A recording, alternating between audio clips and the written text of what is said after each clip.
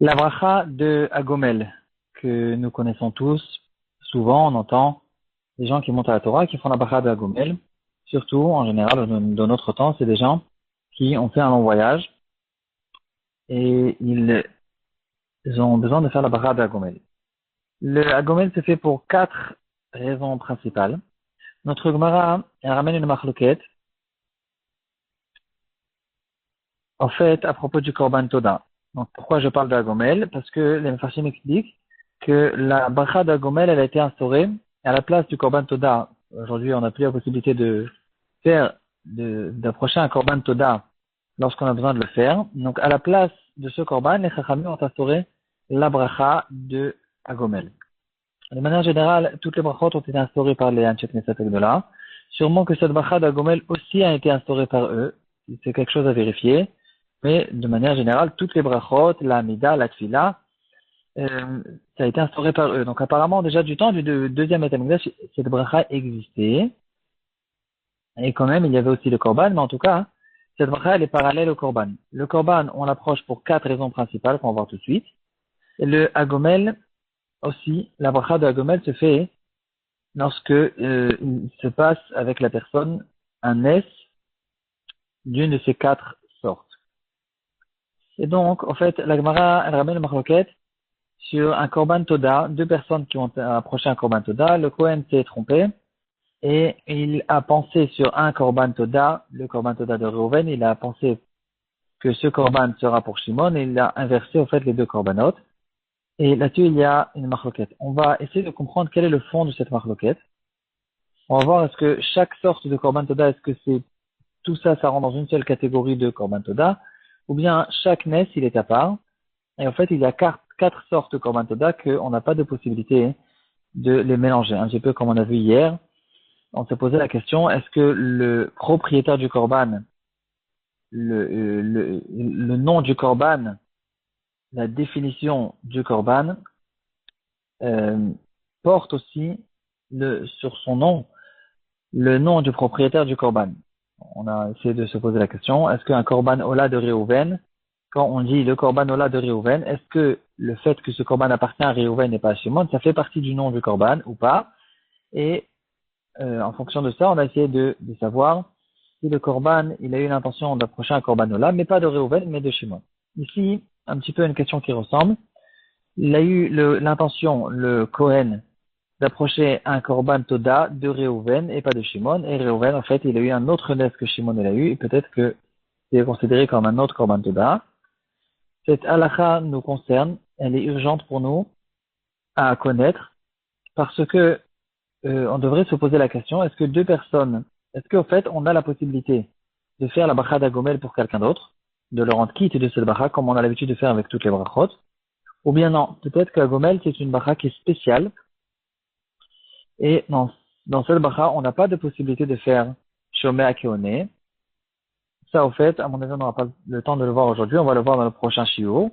Aujourd'hui, je suis intéressé juste de rentrer dans les notions de base qui concernent le Korban Toda et donc Agomel, et quelques données intéressantes sur ce sujet. Euh, David Amelech, il ouvre le Perek Kuf Zayin dans Sefer Teilim avec le pasuk Odou Hashem Kitov qui est l'Olam Chazdo, remercier à Hashem car sa grandeur, sa bienfaisance, elle est à tout jamais. Ensuite, David Amelech, il décrit plusieurs descriptions de bonté que Hashem fait avec les êtres humains. Et en fait, il cite 4 nissim que les gens passent. Ce sont les 4 nissim sur lesquels on va faire la bracha dans un gomel, comme on retrouve dans Brachot Daf Nundalef. Yordé Ayam Beoniot Ose Melacha Bemaim Rabim, et là, David Amelech, il décrit les gens qui descendent en mer, et il y a une tempête, ils se lèvent les yeux vers Hachem, ils demandent qu'Hachem les sauve, et ensuite Hachem les sauve, et ils arrivent à arriver sains et saufs à la plage. Le deuxième, c'est les gens qui passent dans le désert. Le troisième, c'est quelqu'un qui est malade, qui était malade et qui a guéri. Et le quatrième, c'est quelqu'un qui était enfermé dans une prison et qui est sorti. Rashi, dans notre Sugya, du bois matrilo d'idée, et dans d'autres endroits encore, comme dans le Chumash Vaikra Zayin, et d'autres Rishonim expliquent que ce Pérec, c'est au fait le Pérec qui se trouve à la base des gens, c'est en fait la référence des gens qui est Chayav dans Korban Toda, dont on sait, parce que là-bas dans le même Pérec c'est écrit là-bas, Veizbechu Zifre Toda. Ces gens-là qui Hachem les a sauvés, ils vont approcher un Korban Toda. De là on apprend que celui qui a été sauvé d'une sakana, d'un danger, il est censé amener un Korban Toda. Les Mefarshim expliquent que les halachot du Korban Toda même désignent qu'au fait, c'est quelqu'un qui a passé un S et qu'il est censé le publier. Pourquoi? Parce que avec le Korban Toda, mis à part le Korban, on va approcher 40 pains qui sont appelés les Lachme Toda. Et ces 40 pains, il y a un tout petit un moment relativement court où il faut les finir, un jour et une nuit seulement. Et c'est difficile de manger 40 pains en 24 heures, en un jour et une nuit. Et donc, naturellement, les propriétaires de ce korban sont censés rester dans Yerushalayim, ouvrir des tables et faire en fait des grands repas pour beaucoup de personnes qui vont l'aider à finir tous ces pains. Et à la même occasion, ce Nes va être publié. Une belle explication que nous donnent plusieurs Mefarshim sur ce Korban Toda. Donc, au fait, quand la Torah, elle parle de Korban Toda, elle nous explique pas sur quoi on est censé ramener un Korban Toda. C'est que, grâce au Perek Teilim dans ce Perek Uzaïn, qu'on a compris qu'au fait, le Korban Toda est censé être ramené sur des Nissim, et notamment les Nissim qui ont été cités là-bas. De là, on est censé rechercher, est-ce que le Korban Toda, c'est un Korban qui est obligatoire ou un Korban facultatif?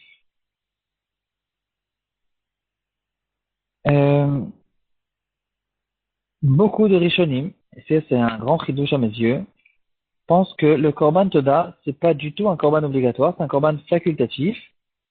Et la logique, en fait, c'est que il est impossible que Hachem, c'est pas que c'est impossible, c'est pas très logique de dire que Hachem, vient et il dit, je t'oblige à me dire merci. C'est quelque chose qui est censé venir de la personne elle-même, et c'est à lui de remercier Hachem. Donc, dans la Torah, c'est juste écrit qu'il y a une possibilité de Korban Toda, mais c'est un Korban Nedava. C'est une personne qui a décidé d'approcher ce Korban. Voici la vie de la majorité de beaucoup de Rishonim. Dans le Rambam aussi, on dirait qu'il pense comme ça. Par contre, dans Rashi, et dans Tosfot Rid et dans le Rosh, on dirait que celui qui fait, que eux ils pensent que celui qui a eu un S, il est obligé d'amener un Korban Toda. Donc c'est vrai qu'il y a le Korban Toda facultatif, comme on retrouve dans la Torah, une personne qui est intéressée de ramener un Korban Toda, mais par contre ceux qui ont passé ce Nes, un de ces 4 Nes, il a l'obligation d'amener un Korban Toda. Et là, il y a quelque chose d'intéressant. Parce que cette obligation, on dirait qu'elle se trouve dans Sefer Teilim. Sefer Teilim, c'est pas dans la Torah. Donc, le maximum d'Ivrei Kabbalah. Ici, il faut comprendre que, souvent, il y a plusieurs exemples sur ce chidouche. La Torah, elle nous donne des choses, des données générales sur certaines choses. Et la Torah, elle a laissé aux Chachamim la possibilité d'expliquer la Torah et de dire de quoi exactement la Torah, elle parle. Et donc, si la Torah, elle a dit que le Korban Toda existe, c'est clair que le Korban Toda, en soi, il est de Horita. Il y a une possibilité au Chachamim de venir et de dire que la Torah nous oblige, au fait, de rapprocher un Korban Toda dans tel et tel cas.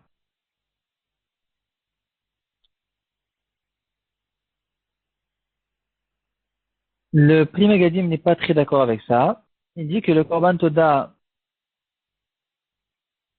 qu'on doit approcher lorsque quelqu'un a passé un de ces 4 nissim, c'est une obligation qui est que Midivre Kabbalah, c'est-à-dire David Amelech. Il est arrivé avec Ruach HaKodesh lorsqu'il a dit le Sefer Teilim. Et là-bas, il y a cette mitzvah spéciale de Divrei Kabbalah, que quelqu'un qui a passé un de ces 4 nissim, il doit approcher un korban toda. Donc on se retrouve ici avec 3 possibilités à propos de ce korban toda. Il y a bien sûr le korban toda, que tout le monde est d'accord, le korban toda facultatif d'une personne qui a décidé d'approcher un korban toda de son propre gré. C'est pas de ça qu'on parle. Le korban toda qu'on doit ramener lorsque on a passé un des 4 nissim, certains disent que celui-là aussi il est facultatif. C'est juste un conseil que David Amelech nous donne. D'autres disent que c'est, à l'opposé, c'est un deoraita, une obligation, qui a été révélée par les Chachamim dans ce Perek Teilim, et l'opinion intermédiaire, qui pense que c'est une mitzvah qui est Midivrei Kabbalah. Donc, Midivrei Kabbalah, c'est oui, une obligation quand même. Un grand chidouche qu'on trouve dans le Midrash Rabbeinu Bechaye, au début de Parashat Tzav. Il rajoute une personne sur ces 4 personnes qui doivent amener un korban toda. Apparemment, c'est pas, chez lui, c'est sûr que c'est pas une obligation, mais quand même, il ramène un pasouk que, apparemment, dans ce pasouk-là, on a l'impression de voir qu'il y a encore une personne qui a besoin d'approcher un korban toda. Qui c'est? Le khatan. Le khatan, il n'a pas passé la mer, ni le désert, il n'était pas malade, et ni il était en prison, mais quand même, il a à approcher un korban toda. Et le Rabbeinu Bechayel a trouvé un pasouk dans Yermiya, qui se trouve dans Yermiya Lamed Gimel, Pasuk Yud. Ce sont des psukim très connus, sur lesquels se sont basés les Anchek Neset Agdola lorsqu'ils ont rédigé une des 7 brachot, des Sheva brachot. Je lis le pasuk en entier, parce qu'il est très spécial et intéressant. Ko amar Hashem, ainsi a dit Hashem, od ishama bamakom hazeh, asher atem omrim charevu. Vous allez, en fait, c'est une voix sur la délivrance future. Vous allez encore entendre dans cet endroit-là que vous dites qu'il est complètement délabré, détruit, mais ein adam ou men behema, qu'il n'y a pas d'hommes et d'animaux qui vivent ici. Be'are Yehuda ou Bechutot Yerushalayim, dans les villes de Yehuda et dans les rues de Yerushalayim. Haneshamot me'en adam, le passage qu'il continue. Ces endroits-là qui sont complètement déserts, ou me'en yoshev ou me'en behema, à ces endroits-là, vous allez entendre Kol Sason ve Kol Simcha, Kol Chatan ve Kol Kala, Kol Omrim Hodu et Hashem Tsevakot. Donc, il y aura des voix de joie et une voix qui va dire Hodu et Hashem, remercie Hashem Tsevakot, Kitov Hashem ki l'olam chazdo. Et c'est écrit Mevi'im Toda Bet Hashem, et ils approchent un korban toda à la maison de Hashem, qui ashiv et shvut haaretz kevarishona amar Hashem, parce que Hashem, il va refaire revenir les Bnei Israël comme auparavant, ainsi a dit Hashem. Donc on voit ici, dans ce pasuk, que le khatan aussi, donc on parle là-bas de kol sason, kol simcha, kol khatan et kol kala, le khatan, je ne sais pas pourquoi il dit pas la kala, il a le devoir, ou il est recommandé, ou il est que conseillé, en tout cas, de ramener un korban toda, un grand chidouche de Rabbeinu Bechaye.